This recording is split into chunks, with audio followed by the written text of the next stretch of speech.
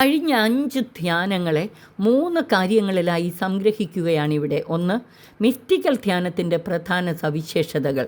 ദൈവാത്മാവ് നമ്മിൽ ജനിപ്പിക്കുന്ന ദൈവസ്നേഹ തീഷ്ണത, ദൈവത്തിനു വേണ്ടിയുള്ള ദാഹം, ദൈവവുമായി നേരിട്ടുള്ള ആത്മബന്ധം, ദൈവസാമീപ്യ സംസർഗ സഹിത്വ സഹവാസ അനുഭവങ്ങൾ, ആത്മനാ ദൈവത്തെ ദർശിക്കാനും ദൈവിക രഹസ്യങ്ങൾ ഗ്രഹിക്കാനുമുള്ള കൃപ, ദൈവാനുഭവത്തിൻ്റെ സമൃദ്ധിയും വൈവിധ്യാത്മകതയും, പിതാവിനാൽ ആകർഷിക്കപ്പെട്ട് പരിശുദ്ധാത്മാവിനാൽ നയിക്കപ്പെട്ട് പുത്രൻ തമ്പുരാനോടൊത്ത് പരിശുദ്ധ ത്രിത്വത്തിൻ്റെ സ്നേഹ കൂട്ടായ്മയിലേക്കുള്ള അനുസ്യൂത പ്രയാണം, ക്രിസ്തുവിൻ്റെ സ്നേഹത്താൽ ഉത്തേജനം പകരപ്പെട്ട് ഉന്മത്തരാക്കപ്പെട്ട് പരിശുദ്ധാത്മാവിൻ്റെ കരങ്ങളിൽ അവിടുത്തെ പ്രവർത്തനങ്ങൾക്കായി നമ്മെ തന്നെ വിട്ടുകൊടുത്തുകൊണ്ടുള്ള ജീവിതശൈലി, അത്യുന്നതനിൽ വാസമുറപ്പിക്കുന്ന അനുഭവം, സ്നേഹത്തിൽ അങ്ങയോട് ഒട്ടി നിൽക്കുന്ന അനുഭവം.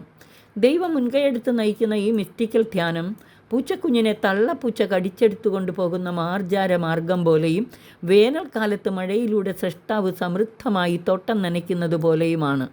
2.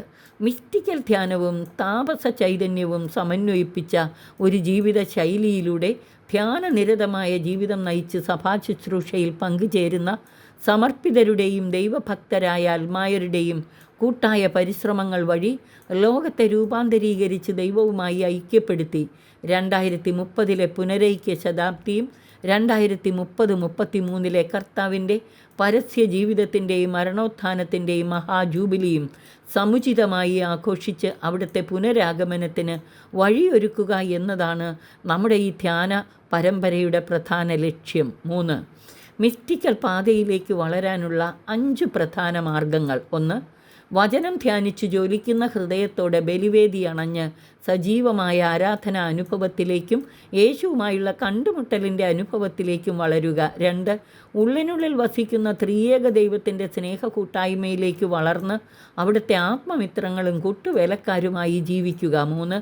പരിശുദ്ധ ത്രിത്വത്തിൽ അധിഷ്ഠിതമായ വചനാധിഷ്ഠിതവും ആരാധനക്രമപരവും പരിശുദ്ധ കുർബാന കേന്ദ്രീകൃതവും പ്രേഷിത തീഷ്ണതയിലേക്ക് നയിക്കുന്നതുമായ ഒരു ജീവിതശൈലി രൂപപ്പെടുത്തുക. 4. നമുക്കുത്തേജനം പകരുകയും നമ്മെ ഉന്മത്തരാക്കുകയും ചെയ്യുന്ന ക്രിസ്തുവിൻ്റെ സ്നേഹത്തെയും നമുക്ക് നൽകപ്പെട്ടിരിക്കുന്ന പരിശുദ്ധാത്മാവിലൂടെ നമ്മുടെ ഹൃദയങ്ങളിലേക്ക് ചൊരിയപ്പെട്ടിരിക്കുന്ന ദൈവസ്നേഹത്തെയും നിരന്തരം ധ്യാനിച്ച് പരിശുദ്ധാത്മാവിൻ്റെ പ്രവർത്തനങ്ങൾക്കായി നമ്മെ തന്നെ വിട്ടുകൊടുക്കുക. 5. ദൈവത്തെ ആഴത്തിൽ അടുത്തറിയാനും നേരിട്ട് അനുഭവിക്കാനും ആഗ്രഹിച്ച് വിശുദ്ധ ഗ്രന്ഥം വെളിപ്പെടുത്തുന്ന ദൈവപിതാവിനെയും പരിശുദ്ധ റൂഹായെയും യേശുവിനെയും അവിടുത്തെ ദിവ്യ പ്രബോധനങ്ങളെയും ധ്യാനിക്കുന്നത് പ്രധാന ജോലിയും ഹോബിയുമാക്കി മാറ്റുക.